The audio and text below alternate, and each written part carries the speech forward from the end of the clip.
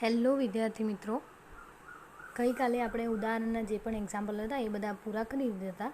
હવે આપણે અહીંયા સ્વાધ્યાયના જે એક્ઝામ્પલ છે અહીંયા શરૂ કરીએ છીએ. બરાબર, તો સ્વાધ્યાયનો પહેલો દાખલો છે કે 5×10⁻8 કુલમ અને -3×10⁻8 કુલમના બે વિદ્યુતભારો એકબીજાથી 16 સેન્ટીમીટર અંતરે રહેલા છે. તો આ બે વિદ્યુતભારોને જોડતી રેખા પરના કયા બિંદુએ બે સ્થિતિમાન શૂન્ય થશે અને અનંત અંતરે સ્થિતિમાન શૂન્ય લો. બરાબર, આવો જ એક એક્ઝામ્પલ આપણે ઉદાહરણના અંદર ગણી ચૂક્યા છીએ. બરાબર, તો આપણે એ જ પ્રમાણે લઈશું. બે વિદ્યુતભાર Q1 અને Q2 આપેલા છે એકબીજાથી કેટલા અંતરે? 16 સેન્ટીમીટર, એટલે 16/100 એટલે આપણને 0.16 મીટર મળી જશે. બરાબર, આપણે પહેલી કન્ડિશનના અંદર એમ ધારી દઈએ કે આ જે વિદ્યુત સ્થિતિમાન શૂન્ય થાય કયા બિંદુએ? તો ધારો કે બંને વચ્ચેના જે એક P બિંદુ છે ત્યાં આગળ વિદ્યુત સ્થિતિમાન શૂન્ય થાય છે એવું આપણે લઈ લઈએ. બરાબર, તો આ બંને વચ્ચેનું અંતર કેટલું છે? 0.16 મીટર. બરાબર, એ બિંદુથી અહીંયા અંતર ધારો કે આપણે x સેન્ટીમીટર ધારી દઈએ. બરાબર, તો આ અંતર કેટલું થશે? 0.16 - x જેટલું. હવે આપણે સ્થિતિમાન શોધવાનું છે, તો સ્થિતિમાન શોધવા માટે શું કરીશું? સ્થિતિમાનનો બધાનો સરવાળો. બરાબર, તો બંને સ્થિતિમાનોનો શું કરી દઈશું? સરવાળો. v = v1 + v2. વિદ્યુત સ્થિતિમાન શું લેવાનું છે? શૂન્ય લેવાનું છે P બિંદુએ. તો અહીંયા v બરાબર શું આવશે? 0. v1 એટલે kQ1/r અને kQ2/r. તો kQ1 અને પહેલું અંતર કેટલું છે? અહીંયા x જેટલું, એટલે x લખ્યા. અને kQ2 એ આ B બિંદુના કારણે કેટલું હશે? 0.16 - x. બરાબર, કે જે છે એને આપણે સામાન્ય કાઢી અને અહીંયા 0ના ભાગાકારમાં લઈ દીધા એટલે અહીંયા બધું શું થઈ જશે? 0 થઈ જશે. બરાબર, હવે ખાલી આપણે Q1ની કિંમત મૂકવાની રહી. તો Q1 એટલે 5×10⁻8, Q2 એટલે 3×10⁻8 અને બંને ભાગાકારમાં જે એના અંતર છે એ લખી લીધા. બરાબર, હવે આપણે અહીંયા શું કરવાનું છે? તો કે આ જે માઇનસવાળું જે પદ છે એને આપણે ક્યાં લઈ દીધું? બરાબરની આ બાજુ લઈ દીધું, એટલે માઇનસનું શું થઈ ગયું? પ્લસ થઈ ગયું. બરાબર, આ પદ તો એમના એમ જ છે. હવે જુઓ અહીંયા જે કેન્સલ થતું એ કેન્સલ કરી દીધું. તો જુઓ 10⁻8 એ બંને કેન્સલ થઈ જાય છે. તો અહીંયા વધ્યું શું? ખાલી આટલું પદ. હવે આપણે શું કરીશું? અહીંયા પહેલાં કરતા હતા એ પ્રમાણે ક્રોસ ગુણાકાર કરીશું અહીંયા બંને. તો x છે એ કોના સાથે ગુણાશે? 3 સાથે. તો અહીંયા થશે 3x. બરાબર, હવે આ બંને પદો છે એ 5 સાથે ગુણાશે. તો 0.16 × 5 એટલે 0.8 માઇનસ x × 5 એટલે કેટલા થશે? 5x. બરાબર, હવે આ 5x માઇનસ છે તો એને બરાબરની આ બાદ લઈ દો તો શું થશે? 3x + 5x અને 3 + 5 કેટલા થશે? 8x. હવે xને કરતાં બનાવી દો તો 0.8/8 એટલે કેટલું મળશે આપણને? 0.1 મીટર મળે છે. બરાબર, તો એનો મતલબ શું થયો? કે જે પહેલો વિદ્યુતભાર છે ત્યાંથી એનું અંતર કેટલું હશે? 0.1 મીટર જેટલું, અથવા તો 10 સેન્ટીમીટર આપણે એને કહી શકીએ. એવી જ રીતે જે બીજો જે વિદ્યુતભાર છે ત્યાં વિદ્યુતભારથી તે અંતર કેટલું હતું? 0.16 - x. તો અહીંયા 0.16 જે છે એમાંથી આપણે x જે છે 0.1 શું કરી દઈશું? બાદ કરી દઈશું. તો આપણને કેટલું મળશે? 0.6 મીટર. બરાબર, કારણ કે આનું અંતર કેટલું હતું? આપણને 0.16 - x જેટલું અંતર હતું. તો ત્યાં આગળ આપણે x જેટલું શું કરી દઈશું? બાદ, એટલે 0.16 - 0.1 તો આપણને 0.06 મીટર મળશે. તો એને આપણે 6 સેન્ટીમીટર પણ કહી શકીએ. બરાબર, તો કે 5×10⁻8 કુલમ વિદ્યુતભારથી 10 સેન્ટીમીટર અથવા -3×10⁻8 કુલમ વિદ્યુતભારથી 6 સેન્ટીમીટર અંતરે વિદ્યુત સ્થિતિમાન શૂન્ય થાય. બરાબર, આ એક વચ્ચેનું અંતર આપણે લઈ લીધું બિંદુ. હવે આપણે જે B બિંદુ છે ત્યાંથી જમણી બાજુનું કોઈ એક P બિંદુ લઈએ ને ત્યાં વિદ્યુત સ્થિતિમાન શૂન્ય લઈએ. બરાબર, A અને B વચ્ચેનું અંતર તો આપણને આપેલું છે 0.16 મીટર. બરાબર, હવે આપણે એ બિંદુથી P સુધીનું અંતર x ધારી લઈએ કે ધારો કે x જેટલું છે. તો આ અંતર કેટલું થશે? x - 0.16 થશે. બરાબર, 0.16 - x નહીં થાય. કેમ? કારણ કે અહીંયા 0.16 નાના છે x કરતાં. તો પહેલાં મોટા છે તો xમાંથી નાનું બાદ કરીશું એટલે 0.16 x - 0.16. આગળ કર્યું એ જ પ્રમાણે બંને સ્થિતિમાનનો સરવાળો. અહીંયા તો સ્થિતિમાન તો શૂન્ય લેવાનું છે. બરાબર, બંનેની કિંમત મૂકી દો. v1 kQ1/r kQ2/r. બરાબર, તો અહીંયા k છે ને શું કરી દઈએ આપણે? સામાન્ય કાઢી અને 0ના ભાગાકારમાં લઈ દઈએ એટલે એ તો બંને શું થઈ જવાના છે? કેન્સલ થઈ જવાના છે. અથવા તો ના કરો તો પણ અહીંયા જુઓ તમે કેન્સલ થઈ જ જશે કે બરાબર. હવે આ જે માઇનસવાળું જે પદ છે સેકન્ડ એને આપણે બરાબરની આ બાજુ લઈ દીધું, શું થઈ ગયું? પ્લસ થઈ ગયું.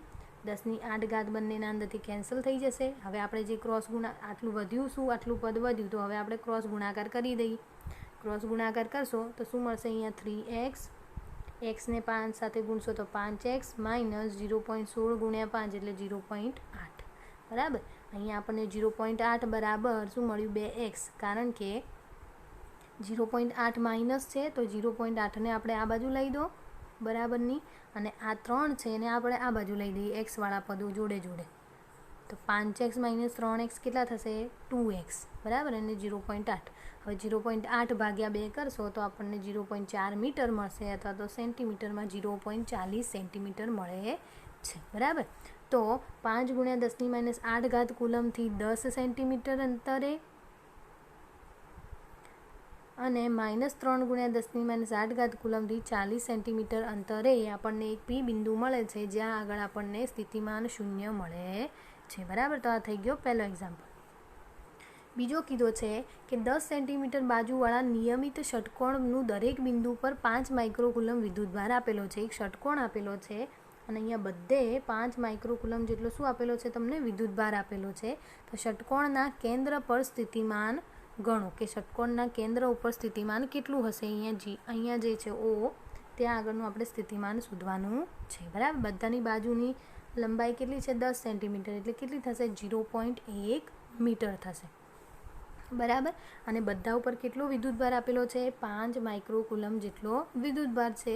તો O બિંદુ આગળ આપણે વિદ્યુત સ્થિતિમાન લેવું હોય તો આ બધા બિંદુઓના કારણે લાગતા સ્થિતિમાનનો શું કરવો પડે? સરવાળો બરાબર. અંતર તો બધામાં સરખું જ રહેવાનું છે, કારણ કે વચ્ચે બિંદુ આપેલું છે એટલા માટે. તો બધાનો શું કરીશું? સરવાળો. તો સરવાળામાં શું થશે? KQ/R વત્તા KQ/R વત્તા KQ/R વત્તા KQ/R વત્તા KQ/R વત્તા KQ/R. એટલે ટોટલ કેટલા થયા? 6. તો 6 KQ/R. બધાની કિંમત મૂકી દો 6. Kની કિંમત આપણને ખબર છે 9 × 10⁹. Kનું મૂલ્ય આપેલું છે, કેટલું આપેલું છે? 5 માઇક્રોકુલમ છે. તો માઇક્રો છે તો આપણે એને 10⁶ વડે ગુણીશું. અને અંતર કેટલું આપેલું છે આપણને? 0.1 મીટર. તો આપણને વિદ્યુત સ્થિતિમાન O બિંદુ આગળ મળી જશે બરાબર. હવે એના પછી 2 વિદ્યુતભારો આપેલા છે, 2.3 છે એનો A ભાગ છે બરાબર, કે 2 વિદ્યુતભારો આપણને આપેલા છે. આ 2 વિદ્યુતભારો 6 સેન્ટીમીટર અંતરે એકબીજાથી મૂકેલા છે. તો તંત્રના કોઈ સમસ્થિતિમાન પૃષ્ઠની ઓળખ કરો બરાબર. તો સમસ્થિતિમાન પૃષ્ઠ દોરવાનું છે. તો એ આપણે AB પરના મધ્ય બિંદુ જે C છે ત્યાં આગળ સમતલ દોર્યું છે, અને એ કેવું છે? ABને લંબ છે. જુઓ અહીંયા છે ને સમતલ આ રીતે દોર્યું છે, બંને એકબીજાને કેવા છે? લંબ છે. હવે આપણે C બિંદુએ સ્થિતિમાન લેવાનું છે. તો બંને વિદ્યુતભારોના કારણે લાગતું સ્થિતિમાન ગણવું પડશે.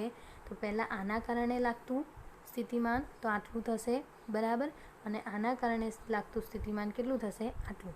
અહીંયા આપણે માઇક્રોકુલમ છે એટલે 10⁻6 10⁻6 વડે ગુણેલા છે. એમના વચ્ચેનું અંતર જુઓ, અહીંયા અંતર કેટલું આપેલું છે આપણને? 0.6 સેન્ટીમીટર દૂર અંતર આપેલું છે. 6 સેન્ટીમીટર દૂર એટલે કેટલું થશે? એને 6 ને 100 વડે ભાગી દો એટલે 0.06 મીટર થાય. પરંતુ અહીંયાથી અંતર અડધું છે, અહીંયાથી અંતર અડધું છે, તો બંને અડધા અંતર આવશે. એટલે અહીંયા આપણે 0.03 લખેલા છે બરાબર. બંનેના અંતર કેવા થઈ જશે? અડધા. અને બંને આ તો સરખા પદ છે એટલે સ્થિતિમાન શું થઈ જશે? 0 થઈ જશે. તો તેથી C બિંદુમાંથી પસાર થતું સમતલ એ સમસ્થિતિમાન સપાટી છે, અને તેના દરેક બિંદુએ સ્થિતિમાન 0 છે બરાબર. આ કેવી રીતે આપણે અહીંયા સાબિત કર્યું કે સમસ્થિતિમાન પૃષ્ઠ હશે તો પૃષ્ઠ પર હંમેશા સ્થિતિમાન કેવું હશે? 0 હશે. તો આપણને અહીંયા 0 જવાબ મળી ગયો. એનો મતલબ કે અહીંયા આપણે C બિંદુએ સમસ્થિતિમાન પૃષ્ઠ હશે બરાબર. હવે 2.3 છે એનો B ભાગ છે. તો કે આ બંને વિદ્યુતભારો જે આગળ કીધું હતું એ જ પ્રમાણે 6 સેન્ટીમીટર દૂર મૂકેલા છે. તો હવે આપણે અહીંયા શું નક્કી કરવાનું છે કે આ સપાટી પર દરેક બિંદુએ વિદ્યુત ક્ષેત્રની દિશા કઈ હશે? તો આપણને ખબર જ હોય કે વિદ્યુત ક્ષેત્રની દિશા કઈ બાજુ હોય? ધન વિદ્યુતભારથી ઋણ વિદ્યુતભાર તરફ બરાબર. તેથી અહીંયા ધન વિદ્યુતભાર કયો છે? આ. અને ઋણ વિદ્યુતભાર કયો છે? આ. તો અહીંયા એની ક્ષેત્રની દિશા કઈ બાજુ હશે? એ બિંદુથી બી બિંદુ તરફ, બરાબર. અને એ સમસ્થિતિમાન સપાટીને કેવું હોય છે? લંબ રૂપે હોય છે, કારણ કે સપાટી આ રીતે છે અને એને લંબ દિશામાં વિદ્યુત ક્ષેત્ર હશે, બરાબર. એટલે તંત્રની સ્થિતિમાન સપાટી તેની તે જ રહે છે. એટલે આપણને અહીંયા વિદ્યુત ક્ષેત્રની દિશા નક્કી કરવાનું કીધું હતું, તો એ કઈ બાજુ મળશે? ધનથી ઋણ તરફ, એટલે એથી બી તરફની મળે છે.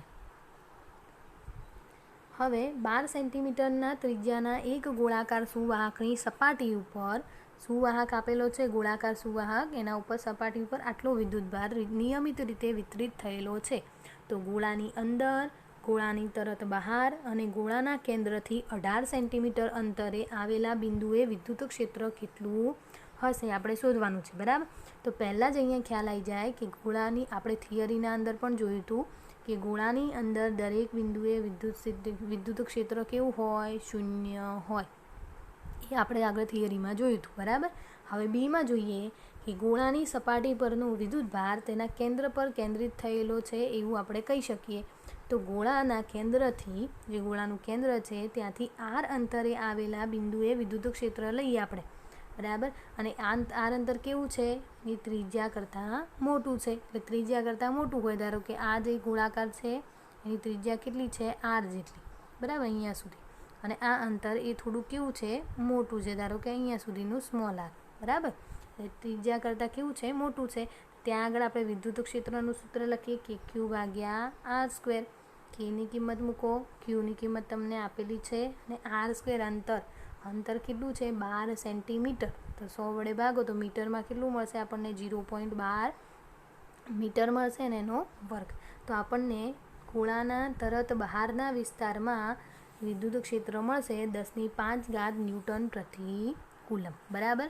હવે આ તો આપણને કેટલું થોડાક દૂર અંતરે મળ્યું. હવે અહીંયા ચોખ્ખું કીધેલું છે કે ગોળાના કેન્દ્રથી 18 સેન્ટીમીટર અંતરે. તો ધારો કે આપણે અહીંયા સ્મોલ આર છે ત્યાં આગળ આપણે શું લઈ લઈએ? 18 સેન્ટીમીટર અંતર લઈ લઈએ. તો ત્યાં આગળ આપણે ફરીથી આ સૂત્રનો ઉપયોગ કરીશું, બરાબર. 18 સેન્ટીમીટર છે તો મીટરમાં કરીશું તો શું થશે? 0.18. કે ક્યુ ભાગ્યા આર સ્ક્વેર અથવા તો એક્સ સ્ક્વેર લખશો તમે. કેની કિંમત મૂકો, ક્યુની મૂકો, અને અંતર જે છે એ કેટલું થશે? 0.18 અને એનો વર્ગ. તો તમને 444 ગુણ્યા 10⁵ મળશે. અને એના 2 પોઈન્ટ, આપણે અહીંયા પોઈન્ટ હોય ને 444, અહીંયા પોઈન્ટ હોય. હવે એ પોઈન્ટને આપણે 1 અને 2 અહીંયા લઈ દીધો તો કેટલી ઘાત થઈ? 2 ઘાત. તો 2 ઘાતનો શું કરવો પડે? વધારો. એટલે 4.44 ગુણ્યા 10⁴ ન્યૂટન પ્રતિ કુલમ આપણને મળે છે, બરાબર. તો ત્રણેય કન્ડિશનના અંદર મળી ગયું. હવે એના પછી કે પ્લેટો વચ્ચે હવા હોય તેવા સમાંતર પ્લેટ કેપેસિટરનું કેપેસિટન્સ 8 પિકો ફેરાડે અને 1 પિકો ફેરાડે બરાબર કેટલા થાય? 10⁻12 ફેરાડે, બરાબર. ફેરાડે એક કેપેસિટરના કેપેસિટન્સનો એકમ છે. તો આપણને 8 પિકો ફેરાડે આપેલું છે, એનો મતલબ કે 8 ગુણ્યા 10⁻12 ફેરાડે થાય. જો પ્લેટો વચ્ચેનું અંતર અડધું કરવામાં આવે, પ્લેટો વચ્ચેનું અંતર શું કરી દેવામાં આવે? અડધું કરવામાં આવે, તો તેમની વચ્ચેના અવકાશને ડાયઇલેક્ટ્રિક અચળાંક, આ તમને શાનું મૂલ્ય આપેલું છે? ડાયઇલેક્ટ્રિક અચળાંક એટલે કેનું મૂલ્ય આપેલું છે તમને, આપણે થિયરીના અંદર જોયું. દ્રવ્ય વડે ભરી દેવામાં આવે તો તેનું કેપેસિટન્સ કેટલું થશે, બરાબર. તો પહેલાં તો શું છે? કંઈ માધ્યમ આપેલું નથી. પહેલાં તો શાનું માધ્યમ છે? હવાનું, બરાબર. તો હવાના માધ્યમમાં કેપેસિટરનું કેપેસિટન્સ કેટલું થશે?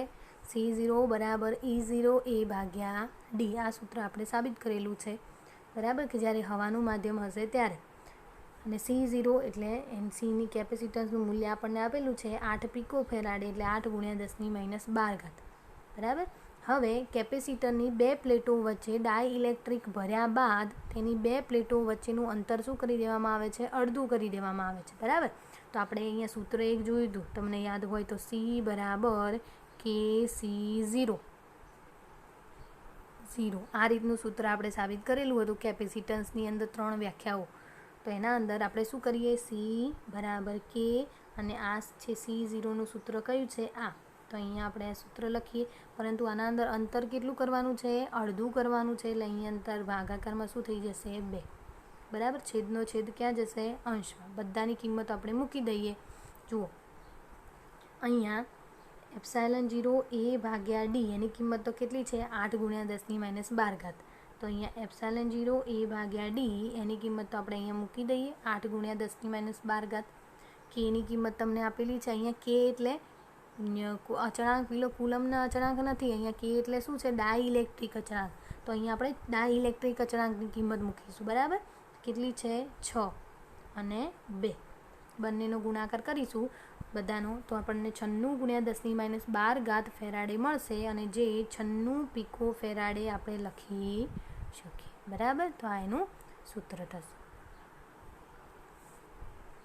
હવે એના પછી છે કે દરેક 9 પીકો ફેરાડે કેપેસિટન્સ ધરાવતું 3 કેપેસિટર શ્રેણીમાં જોડેલ છે બરાબર બધાનો કેપેસિટન્સ કેવું છે સમાન 9 પીકો ફેરાડે જેટલું અને એ શામાં જોડેલા છે શ્રેણી જોડાણમાં જોડેલા છે તો તેમનું સંયોજનનું કુલ કેપેસિટન્સ શોધવાનું છે તો આપણે શ્રેણીમાં જ્યારે જોડીએ ત્યાંનું સૂત્ર આપણને ખબર છે 1/c બરાબર 1/c1 + 1/c2 + 1/c3 બરાબર તો બધાનું કેપેસિટન્સ તો સરખું જ છે 9 9 ને 9 તો બધાનું શું થશે 3/9 અને કેન્સલ કરીશું તો શું મળશે 1/3 અને બંને વ્યસ્ત પ્રમાણમાં છે તો વ્યસ્ત પ્રમાણ દૂર કરી દઈએ તો શું મળશે 3 પીકો ફેરાડે તો આ એનું સંયુક્ત કેપેસિટન્સ મળી ગયું આપણને હવે શું કીધું છે આના અંદર કે આ સંયોજનને 120 વોલ્ટના સપ્લાય સાથે જોડવામાં આવે તો દરેક કેપેસિટરને સમાંતર સ્થિતિમાન તફાવત કેટલો હશે બરાબર આ સંયોજનને હવે શું કરવાનું છે આપણે 120 વોલ્ટના સપ્લાય સાથે જોડવામાં આવે છે તો દરેક કેપેસિટરને સમાંતર સ્થિતિમાન તફાવત કેટલો થશે સમાંતર સ્થિતિમાન તફાવત આપણે અહીંયા શોધવાનો છે તો એના માટે તો કે દરેક કેપેસિટરનું કેપેસિટન્સ કેવું છે સમાન છે બરાબર અને એ કેવા જોડેલા છે શ્રેણી જોડાણમાં જોડેલા છે ધારો કે C1 C2 અને C3ના આસપાસનો વિદ્યુત સ્થિતિમાન તફાવત અનુક્રમે V1 V2 અને V3 જેટલો છે બરાબર તો અહીંયા આપણે તેનું સૂત્ર લખી દઈએ બધાનું V બરાબર V1 + V2 + V3 ત્રણેય કેપેસિટન્સનો વિદ્યુત સ્થિતિમાન જે આપેલા છે એનો સરવાળો કરી દીધો અહીંયા વિદ્યુત સ્થિતિમાન બધાના કેવા છે સમાન થશે V1 બરાબર V2 બરાબર V3 વિદ્યુત સ્થિતિમાન ત્રણેયના કેવા થશે સમાન થશે તો આપણે કોઈ પણ વિદ્યુત સ્થિતિમાન લઈ લઈએ જુઓ ત્રણેય વિદ્યુત સ્થિતિમાન સમાન છે તો આપણે એને શું કહી શકીએ V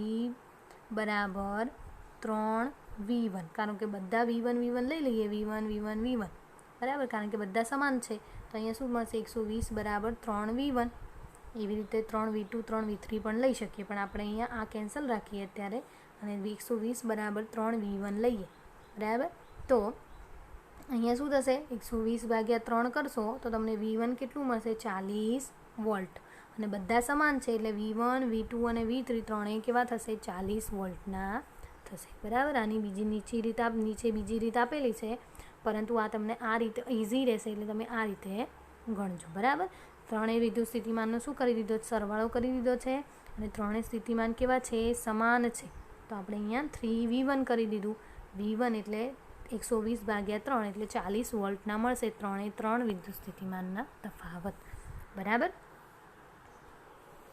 હવે એના પછી છે કે 3 કેપેસિટર્સ તમને આપેલા છે અને 3 કેપેસિટરો કેવા જોડેલા છે સમાંતર જોડાણમાં જોડેલા છે એટલે આ રીતે બરાબર તો સંયોજનનું કુલ કેપેસિટન્સ તો જ્યારે સમાંતર જોડેલા હોય ત્યારે એમના કેપેસિટન્સનો ડાયરેક્ટ શું કરી દેવાનો સરવાળો બરાબર એ વ્યસ્ત થશે નહીં તો ત્રણેયનો શું કરી દીધો આપણે અહીંયા સરવાળો તો 9 પીકો ફેરાડે થશે અને પીકો એટલે 10 - 12 થશે બરાબર હવે જો આ સંયોજનને 100 વોલ્ટ સપ્લાય સાથે જોડવામાં આવે તો દરેક કેપેસિટર પરનો વિદ્યુતભાર શોધો કે એમને 100 વોલ્ટના સપ્લાય સાથે જોડવામાં આવે તો એનો વિદ્યુતભાર એના ઉપર કેટલો હશે તો અહીંયા આપણે 100 વોલ્ટના સ્થિતિમાન સાથે જોડી લીધો તો એને શોધવાનો શું છે વિદ્યુતભાર તો ત્રણેયના વિદ્યુતભાર શું થશે Q1 Q2 અને Q3 અને એના સૂત્રો આપણને ખબર છે C1 × V C2 × V અને C3 × V તો C1 એટલે એ કેટલું છે બે આપણને બધા આપેલા છે C1 C2 અને C3 આ રહ્યા જુઓ અને પીકો ફેરાડે છે એટલે આપણે 10 - 12 લખીશું બરાબર બધાના અંદર અને વી તો અચળ છે, બધાના અંદર 100 100 100 બધાના ગુણાકાર કરીશું તો તમને આપણે 3 વિદ્યુતભારો, ત્રણેય કેપેસિટર પરના વિદ્યુતભારો આપણને મળી જશે. હવે એના પછી છે કે બે પ્લેટો વચ્ચે હવા હોય તેવા સમાંતર પ્લેટ કેપેસિટરમાં દરેક પ્લેટનું ક્ષેત્રફળ તમને આપેલું છે 6 × 10⁻³ મીટર સ્ક્વેર અને બે પ્લેટો વચ્ચેનું અંતર 3 મિલીમીટર છે. તો આ કેપેસિટરનું કેપેસિટન્સ ગણો. જો આ કેપેસિટરને 100 વોલ્ટ સપ્લાય સાથે જોડવામાં આવે તો દરેક પ્લેટ પરનો વિદ્યુતભાર કેટલો હશે? તો હવાનું માધ્યમ હોય ત્યારનું કેપેસિટરનું કેપેસિટન્સનું સૂત્ર આપણને જોયું છે, C0 = E0A/d, ε0 A/d. તો ε0ની કિંમત કેટલી થશે? 8.85 × 10⁻12 એ એટલે એનું ક્ષેત્રફળ તમને અહીંયા આપેલું છે 6 × 10⁻³ અને ડી અંતર કેટલું છે? 3 મિલીમીટર છે. તો ત્યાં શું થશે? 3 × 10⁻³ મિલીમીટર એટલે 10⁻³ આવશે, -3, બરાબર. બધાનું સાદુરૂપ આપશો તો તમને આ રીતનો જવાબ ફેરાડેના અંદર મળે છે, બરાબર. અને 10⁻12 ના લખવી હોય તો તમે 17.7 પીકો ફેરાડે પણ લખી શકો, બરાબર. અને હવે એના વિદ્યુતભાર શોધવો છે તો વિદ્યુતભારનું સૂત્ર આપણને છે ખબર છે, Q0 = C0/V. તો C0 તો આપણે અહીંયા શોધ્યા અને V કેટલા છે? 100. તો અહીંયા આપણને એનો વિદ્યુતભાર પણ મળી જાય છે, બરાબર. હવે આપણે આજ જે C0 અને Q0ના મૂલ્યો લઈ આના પછીનો એક્ઝામ્પલ ગણવાનો છે, બરાબર. આ C0 અને Q0ના મૂલ્યો ધ્યાનમાં રાખી અને આના પછીનો એક્ઝામ્પલ પણ આપણે અહીંયા ગણવાનો છે. તો કે કેપેસિટરની 3 મિલીમીટર જાડાઈના માયકા અથવા તો અબરખની પ્લેટ, એનો ડાઇલેક્ટ્રિક અચળાંક કેટલો આપેલો છે? આપણને 6 આપેલો છે. એને કેપેસિટરની બે પ્લેટો વચ્ચે વોલ્ટેજ સપ્લાય જોડેલો રહે ત્યારે અને વોલ્ટેજ સપ્લાયનું જોડાણ દૂર કર્યા બાદ દાખલ કરવામાં આવે તો દરેક કિસ્સામાં શું થાય છે તે સમજાવો, બરાબર. બંનેના અંદર કીધેલું છે કે જ્યારે કેપેસિટરની વચ્ચેના ભાગમાં 3 મિલીમીટરની જાડાઈનું શું મૂકવામાં આવે છે? અબરખની પ્લેટ મૂકવામાં આવે છે. તો કે જ્યારે વોલ્ટેજ સપ્લાય ચાલુ હોય ત્યારે અને વોલ્ટેજ સપ્લાય જ્યારે દૂર કરવામાં આવે ત્યારબાદ આ કિસ્સામાં શું થાય છે એ સમજાવવાનું છે, બરાબર. તો આપણે પહેલું લઈએ કે ડાઇલેક્ટ્રિક દાખલ કરતાં કેપેસિટરનું કેપેસિટન્સ કેટલું થઈ જશે? C' = KC0, બરાબર. Kની કિંમત કેટલી છે? 6 અને C0ની કિંમત આપણે આગળના એક્ઝામ્પલમાં સાબિત કરી એ પ્રમાણે 17.7 × 10⁻12. તો અહીંયા કેપેસિટન્સનું મૂલ્ય આપણને આપેલું મળશે, ગુણાકાર કરશો તો કેટલું મળશે? 106 પીકો ફેરાડે મળે છે. જ્યારે ડાઇલેક્ટ્રિક દાખલ કરીએ અને સપ્લાય વોલ્ટેજ ચાલુ રાખીએ તો દરેક પ્લેટો પરનો વિદ્યુતભાર એ Q' = C' × V. આપણને સૂત્ર ખબર છે. Cનું મૂલ્ય કેટલું મળ્યું? 106 × 10⁻12 ફેરાડે અને વોલ્ટેજનું મૂલ્ય કેટલું છે? 100 વોલ્ટેજ જે આગળ હતું એ જ પ્રમાણે. તો આ વિદ્યુતભાર આપણને મળી ગયું અને આ વિદ્યુતભાર કેટલો થઈ જાય છે? આગળનો જે વિદ્યુતભાર હતો એના કરતાં 6 ગણો વધી જાય છે, બરાબર. અને બેટરી પરનો સપ્લાય જે છે એ તો કેવો રહેવાનો છે? અચળ રહેવાનો છે. એટલે બંને પ્લેટો વચ્ચેનો PD મતલબ પોટેન્શિયલ ડિફરન્સ, અને પોટેન્શિયલ ડિફરન્સને શું કહેવાય ગુજરાતીમાં? વિદ્યુત સ્થિતિમાન. એટલે વિદ્યુત સ્થિતિમાન કેવું રહે છે? અચળ રહે છે. હવે આપણે શું કરવાનું છે? વોલ્ટેજ સપ્લાય દૂર કરી દેવામાં આવે. તો કે જો કેપેસિટરની બેટરીથી અલગ કરવામાં આવે એટલે વોલ્ટેજ સપ્લાય શું કરી દીધો? આપણે દૂર કરી દીધો. તો કેપેસિટરની પ્લેટ પરનો વિદ્યુતભાર હવાના માધ્યમ વખતે જેટલો વિદ્યુતભાર હોય તેટલો જ વિદ્યુતભાર રહે છે, બરાબર. તો આપણે હવાના માધ્યમમાં વિદ્યુતભાર જે હતો એટલો જ વિદ્યુતભાર અહીંયા રહેશે. તો હવાના માધ્યમમાં અંદર વિદ્યુત સ્થિતિમાન કેટલો હતો? અહીંયા 17.7 × 10⁻10 કુલમ. તો અહીંયા પણ એટલો જ વિદ્યુત સ્થિતિમાન રહે છે, અથવા તો એને 1.77 નેનો કુલમ પણ કહી શકીએ. અને નેનો એટલે કેટલી ઘાત થશે? 10⁻9, બરાબર. આ રીતે પણ લખી શકીએ. જ્યારે કેપેસિટરની બે પ્લેટો વચ્ચે અબરખની પ્લેટ દાખલ કરતાં તેમના વચ્ચેનો પીડી એટલે પોટેન્શિયલ ડિફરન્સ એ કેટલો થઈ જશે? છઠ્ઠા ભાગનો થઈ જશે, જે V0 હતો એના કરતાં. V0 અહીંયા શું હતો? 100.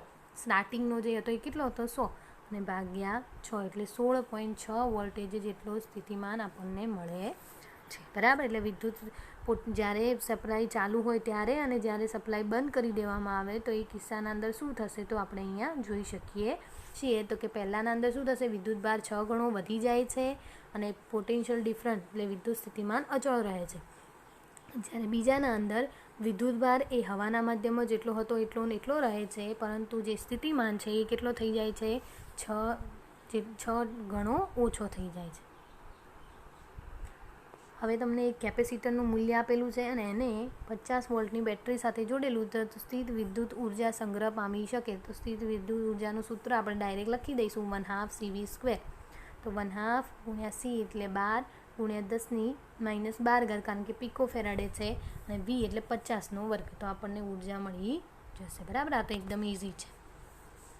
હવે છેલ્લો એક્ઝામ્પલ છે તો કે 600 પિકો ફેરાડેનું એક કેપેસિટર 200 વોલ્ટેજના સપ્લાય વડે વિદ્યુતભારિત કરવામાં આવે છે.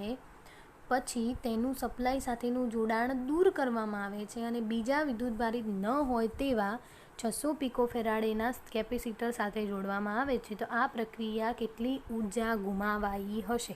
બરાબર. તો જુઓ, આના અંદર પહેલાં એક સમજો કે 600 પિકો ફેરાડેનું એક શું છે? કેપેસિટર છે. બરાબર. અને એ કેપેસિટરને આપણે 200 વોલ્ટની સપ્લાય સાથે જોડેલું છે. આ શું છે? કેપેસિટર છે. બરાબર. એ કેટલું છે? 600 પિકો ફેરાડેનું ને અહીંયા 200 વોલ્ટનું આપણે સપ્લાય સાથે જોડેલું છે. બરાબર. હવે એને શું કરવામાં આવે છે? વિદ્યુત ભારિત કરવામાં આવે. કોને? કેપેસિટર. બરાબર. હવે આપણે અહીંયા શું કરવાનું છે? આ જે સપ્લાય છે એને આપણે દૂર કરી દેવાનો છે. સપ્લાયને શું કરી દેવાનો છે? દૂર કરી દેવાનો છે. અને આના જેટલા જ મૂલ્યનું એટલે 600 પિકો ફેરાડેનું કેપેસિટર અહીંયા મૂકવામાં આવે છે. બરાબર. તો હવે અહીંયા તમે સમજો, અહીંયા આ વિદ્યુત ભારિત ન હોય તેવા આ કેપેસિટરને આપણે પહેલાં વિદ્યુત ભારિત કરી દીધું. બરાબર. હવે આ જે કેપેસિટર અહીંયા આપણને મૂકીએ છીએ એ વિદ્યુત ભારિત નથી. બરાબર. તો હવે શું થશે? આના કેપેસિટર પરનો જે વિદ્યુત ભાર છે એ ધીમે ધીમે ક્યાં આવશે? આ કેપેસિટર ઉપર આવશે. બરાબર. એટલે એનો મતલબ શું થશે કે આ કેપેસિટર ઉપર જેટલો વિદ્યુત ભાર હશે એ બંને કેપેસિટરોના અંદર વહેંચાઈ જશે અને જેટલો વિદ્યુત ભાર હશે એમાં અડધો અહીંયા રહેશે અને અડધો વિદ્યુત ભાર ક્યાં આવી જશે? અહીંયા આવી જશે. બરાબર. તો વિદ્યુત ભાર અડધા થઈ જશે તો જે ઉર્જા જે છે એની સ્થિતિ ઉર્જા છે એ સ્થિતિ ઉર્જા પણ બંનેમાં અંદર શું થઈ જશે? અડધી થઈ જાય છે. બરાબર. ધ્યાનથી સમજો કે જ્યારે આપણે સપ્લાય દૂર કરીએ અને કેપેસિટરની સપ્લાયની જગ્યાએ બીજું એક કેપેસિટર મૂકી દઈએ તો શું થશે? આ વિદ્યુત ભાર વાળો છે, આ વિદ્યુત ભાર વગરનો છે. તો બંને વિદ્યુત ભારો વહેંચાઈ જશે અડધો અહીંયા આવશે, અડધો અહીંયા આવશે અને વિદ્યુત ભાર વહેંચાય તો વિદ્યુત સ્થિતિમાન પણ વહેંચાય, વિદ્યુત સ્થિતિ ઉર્જા પણ વહેંચાય છે. તો અડધી અહીંયા હશે ને અડધી ક્યાં હશે? અહીંયા થઈ જાય છે. બરાબર. ચલો હવે હું એક્ઝામ્પલ ગણાવું કે આના અંદર શું કીધું છે આપણને કે ઉર્જા કેટલી ગુમાવાઈ હશે એ જોવાનું છે. બરાબર. તો આપણે પહેલાં અહીંયા આની સૂત્ર કંઈક અલગ રીતે આપેલું છે એટલે હું મારી રીતે તમને ગણાવું છું. બરાબર. એ ધ્યાનથી જુઓ. U બરાબર 1/2 CV². આપણને સૂત્ર ખબર છે. તો અહીંયા 1/2 C કેટલા આપેલા છે આપણને? 600 પિકો ફેરાડે. તો કેટલા થશે? 600 ગુણ્યા 10⁻12 અને V કેટલા આપેલા છે આપણને? 200. તો 200નો વર્ગ. બરાબર. અને આ બધાનું સાદું રૂપ આપશો તો એનો જવાબ તમને મળશે 6 ગુણ્યા 10⁻, ના 6 નહીં, એનો જવાબ તમને મળશે 12 ગુણ્યા 10⁻6 જૂલ જેટલો મળશે. બરાબર. કે જ્યારે એને વોલ્ટેજ સપ્લાય સાથે જોડેલો હશે તો એની સ્થિતિ ઉર્જા 12 ગુણ્યા 10⁻6 જૂલ જેટલી હશે. બરાબર. હવે એને આપણે સપ્લાયને શું કરી દેવાનો? દૂર કરી દેવાનો છે અને 600 પિકો ફેરાડેના કેપેસિટર સાથે જોડવામાં આવે તો હવે શું થશે? એનું સ્થિતિમાન જે હતું એ સ્થિતિમાન પહેલાં કરતાં કેટલું થઈ જશે? અડધું થઈ જશે. તો અહીંયા સ્થિતિમાન આપણને કેટલું મળ્યું? 12 ગુણ્યા 10⁻6 ભાગ્યા 2 તો આપણને જવાબ કેટલો મળશે? 6 × 10⁻6 જૂલ જેટલો જવાબ મળે છે. બરાબર. આના અંદર થોડીક અલગ જ રીતે સૂત્ર વાપરીને કરેલું છે, તો એ કરો. એના કરતાં આ આપણને ઇઝી રહેશે. તો કે પહેલાં સ્થિતિમાનનું સૂત્ર વાપરી દો, u = 1/2 CV². હવે સ્થિતિમાન કેટલું થઈ જશે? અડધું થઈ જશે. તો બંને ભાગ્યા શું થઈ જશે? 2. બરાબર. તો આપણને આનો જવાબ મળી જાય. બરાબર. તો વિદ્યાર્થી મિત્રો, અહીંયા આપણે સ્વાધ્યાયના જે એક્ઝામ્પલ છે અહીંયા કેવું પૂરા થાય છે, અને આપણે બીજું ચેપ્ટર જે છે શીત વિદ્યુત સ્થિતિમાન અને કેપેસિટન્સ એ પણ અહીંયા પૂરું થાય છે. બરાબર.